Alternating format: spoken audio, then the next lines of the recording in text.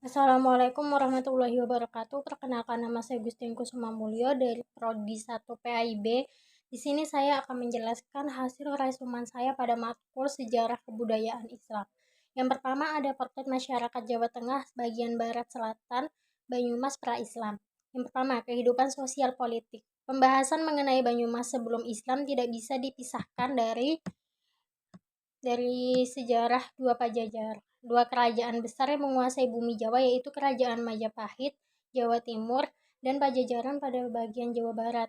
Alur Majapahit yang kemudian membentuk Banyumas bisa ditelusuri pada sejarah berdirinya Kadipaten Wirasaba I pada abad 15. Sementara jalur Kerajaan Pajajaran dapat ditemukan pada sejarah berdirinya Kadipaten Pasir Luhur pada abad 14 hingga 15. Sejarah kedua kerajaan besar tersebut, kerajaan-kerajaan Jawa Tengah bagian timur, Demak, Pajang, dan Mataram mengambil alih wilayah Banyumas dengan membangun Kadipaten Wirasaba II dan Kadipaten Banyumas pada abad 16 hingga 19. Dengan demikian, Banyumas sebenarnya hanyalah merupakan kota kabupaten yang merupakan bagian dari baik Kerajaan Majapahit, Pajajaran maupun kerajaan-kerajaan di Jawa Tengah bagian timur.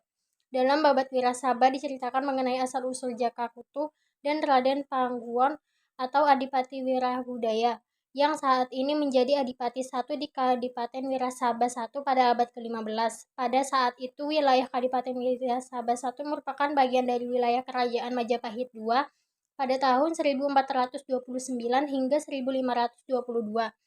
Tepatnya pada masa pemerintahan Prabu Kartabumi Brawijaya V pada tahun 1468 hingga 1479. Kadipaten Wirasaba I di bawah pimpinan Adipati Wirabudaya adalah kadipaten yang tentram dan makmur. Bahkan pada masa kepemimpinan Adipati Anomira Utama atau Adipati II, wilayah Kadipaten Wirasaba I mencapai Gunung Sindro dan Sumbing.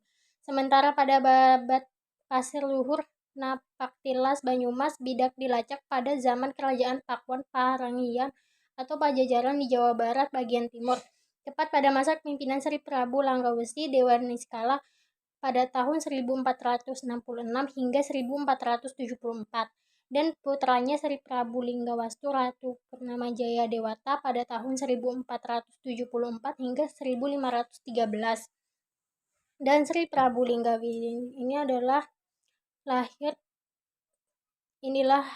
lahir 4 putra yang salah satu dari keempatnya menjadi bagian dari cerita Pasir Luhur. Keempat putra tersebut adalah Raden Harya Banyak Cakra, yang kedua Raden Harya Banyak Blabur, yang ketiga Raden Harya Banyak Ngampar, dan keempat Dewi Rana Pamekas. Dari keempat putra Sri Prabu Linggawastu, sosok Raden Harya Banyak Cakra atau Lutung Kasarung dan Kamada menjadi identitas penting sebagai alat penghubung silsilah Kadipaten Pasir Luhur wilayah Barat Purwokerto dengan Kerajaan Pajajaran. Kekuasaan Pajajaran atas Kadipaten Pasir Luhur hanya sampai pada keturunan keempat Prabu Linggawastu melalui jalur Harya Banyak Catra, yaitu Adipati Banyak Catra atau Kamadaka, Adipati Banyak Wirata, Adipati Banyak Rama, dan Adipati Banyak Karmusa. Meskipun setelah Adipati Banyak Kesumba Pasir Luhur masih dipimpin oleh keturunan Banyak Cakra, yaitu Adipati Banyak Berlanak dan Banyak Tok. Namun, Pajajaran tidak lagi menjadi penguasa atas Pasir Luhur, melainkan Kerajaan Demak. Berdasarkan tulisan Van der Meulen, sejarah Banyumas sebenarnya bisa dikaitkan dengan cerita sejarah Kerajaan Galuh Purba sekitar tahun 78 Masehi, yang didirikan oleh para pendatang dari Tanah Kutai melalui pantai Cirebon dan menetap di pedalaman Gunung Selamet, Gunung Cermai, dan lembah Sungai Serayu. Van der Meulen memperkirakan bahwa nama Kerajaan Galuh Purba adalah Galuh Sinduala atau Bojonggaluh dan beribukota di daerah Medanggili. Antara abad 1 hingga abad 4 sebenarnya banyak nama-nama kerajaan yang memakai kata Galuh selain Galuh Purba. Namun jika dilihat dari luasnya wilayah kekuasaan Galuh Purba, sangat mungkin kerajaan-kerajaan tersebut menjadi bagian dari wilayah kerajaan besar Galuh Purba. Kerajaan-kerajaan tersebut adalah satu Kerajaan Galuh yang berlokasi di Brebes, beribu kota di Medang, Rangmesan. Jadi bawahan kerajaan Tamunegara, salah satu penyebab kepindahan Galuh Purba ke Garut Kawali adalah semakin kuatnya kekuasaan dinasti Sandirena kala itu. Dalam perkembangannya, banyak dari keturunan Galuh Kawali yang menikah dengan keturunan Galuh Kaningga. Akibatnya, beberapa raja yang memimpin Galuh Kawali adalah keturunan Raja Kalingga. Hal ini pun bertumpuk pada adanya perubahan sosial budaya di kalangan masyarakat Galuh Kawali. Seiring dengan semakin melemahnya kekuasaan kerajaan Tamunegara pada tahun 669 Masehi, kerajaan Galuh Kawali justru semakin menunjukkan atensi dan kekuatannya. Puncaknya pada Raja Galuh Hatigengguling melakukan pemberontakan dan berhasil merebut kekuasaan dari kerajaan Tamunegara, kalah dengan kerajaan Galuh Kawali, membuat kerajaan Tamunegara memindahkan pusat kekuasaannya ke daerah Sunda Pura dan mencoba membangun kembali kekuatannya di sana. Situasi ini kemudian dimanfaatkan oleh Pratikigayun untuk merubah kerajaan Galuh Kawali menjadi kerajaan Galuh yang merdeka dari kerajaan Galuh Kalingga. Wilayah kekuasaan Galuh meliputi antara Sungai Cintraun dan Sungai Cimpali di sebelah barat Gunung Slamet. Adapun sebelah selatan Gunung Slamet pun menjadi kekuasaan kerajaan Kalingga. Transformasi kekuasaan dari Tamunegara Galuh Kawali Galuh dalam beberapa abad selanjutnya melahirkan imperium baru di tanah Jawa, yaitu kerajaan Pajajaran. Sehingga jika ditarik di atas, sebenarnya sejarah kerajaan di wilayah Banyumas atau Gali Purba jauh lebih tua daripada kerajaan Pajajaran. Namun kebenaran Kadipaten Pasir Luhur yang pernah mendapati wilayah kekuasaan Pajajaran dimiliki dimensi historis tersendiri bahwa Pajajaran penuh memilih dominasi kekuasaan atas wilayah Banyumas. Kerajaan Kalingga yang menguasai wilayah selatan Gunung Slamet adalah kerajaan Buddha, di mana salah satu pendirinya yaitu Putri Maharani Sina pada tahun 674 Masehi. Adalah keturunan dari negara bagian Eurasia di India pada sekitar tahun 770.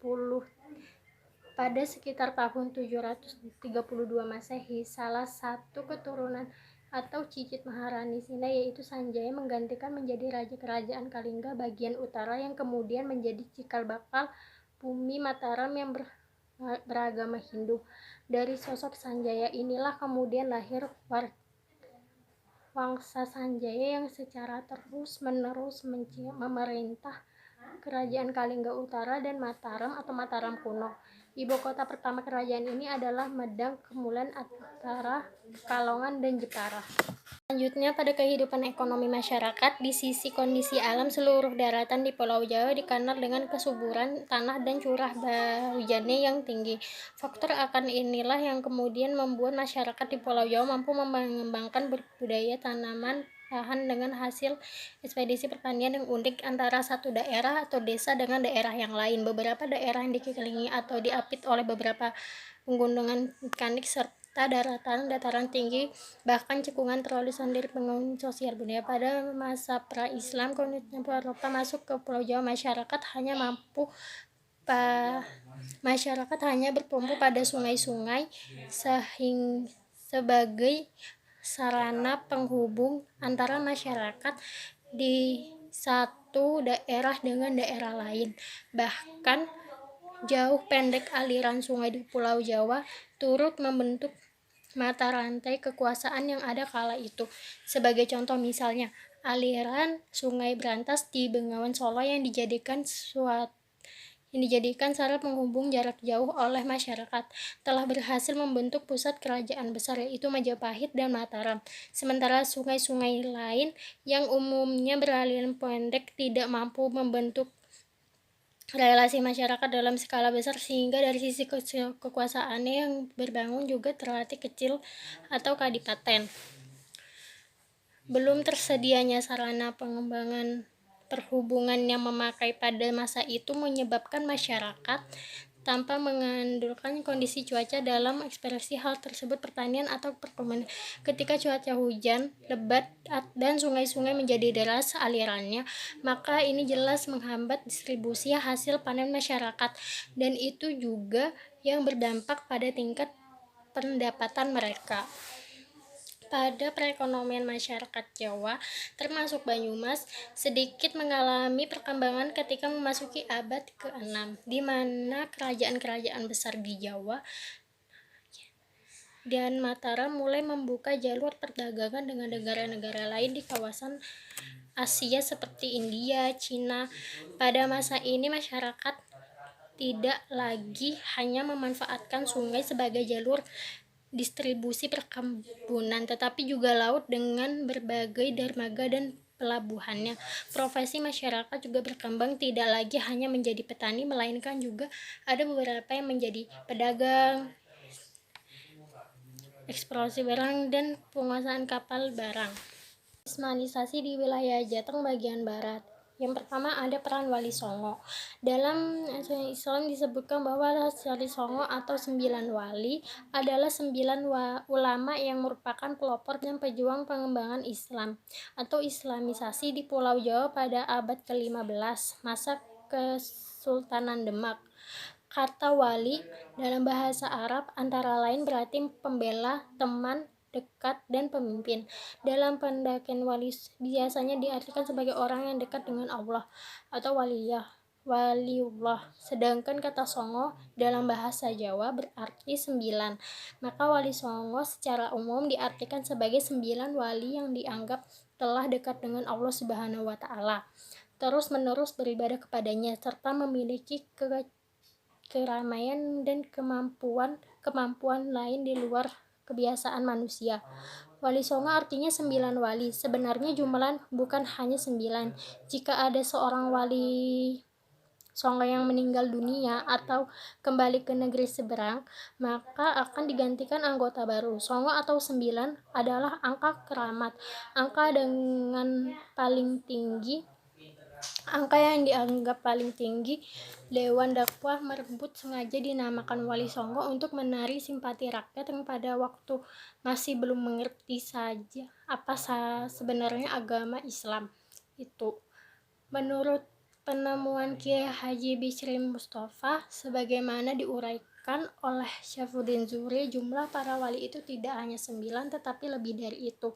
Agak 9 orang itu adalah mereka yang memegang jabatan dalam pemerintahan sebagai pendamping raja atau sesepuh kerajaan, di samping perangan mereka sebagai mubalik atau guru. Oleh karena mereka memegang jabatan pemerintah, mereka diberi gelar saman, kependekan atau suruhan yang artinya orang yang dijunjung tinggi. Bahkan kadang-kadang disertai dengan sebutan kanjeng, kependekan dari Kan Jumeneng, pangeran, atau sebutan lain yang biasa dipakai oleh para raja atau pengusahaan penceritaan di Jawa. Kemudian dijelaskan oleh Kiai Haji Bisri Mustafa bahwa ketika Sunan Ampel wafat, para wali yang berziarah sebanyak 16 orang. Sangat sulit untuk melepaskan dimensi mitos dan diskusi mengenai keberadaan Wali Songo dan perannya dalam penyebaran Islam di Nusantara atau Jawa. Bahkan tidak jarang opini-opini yang muncul tidak bisa dipertanggungjawabkan secara akademik sehingga memutuskan perdebatan dengan masyarakat. Salah satu contoh yang bisa dikembangkan di sini adalah mengenai istilah penyebar agama yang dalam banyak hal sering dipahami bahwa sebelum era Wali Songo, masyarakat di Nusantara belum mengenal sama sekali terhadap ajaran Islam. Padahal di beberapa tempat ditemukan adanya peninggalan sejarah yang membuktikan bahwa Islam sudah lebih dulu masuk ke bumi Nusantara sebelum kedatangan Wali Songo. Kisah Syekh Siti Jenar dan kematiannya yang bisa dijadikan contoh bagaimana sejarah Wali Songo dan penyebaran Islam di Indonesia syarat dengan beragam perspektif. Dalam kerajaan Islam tercatat bahwa era kepemimpinan Harun al-Rasyid pada tahun 786 hingga 809 Masehi sering disebut sebagai titik puncak kemajuan peradaban Islam. Bagaimana tidak, mereka meskipun usia pemerintahan yang dipimpin tidak berlangsung lama atau hanya sekitar 50 tahun, namun Harun al-Rasyid mampu menjadikan Baghdad sebagai pusat dunia dengan tingkat kemakmuran dan peran internasional yang luar biasa. Baghdad bisa menjadi salah satu saingan bagi Byzantium yang kala itu hanya memegang kendali peradaban dunia.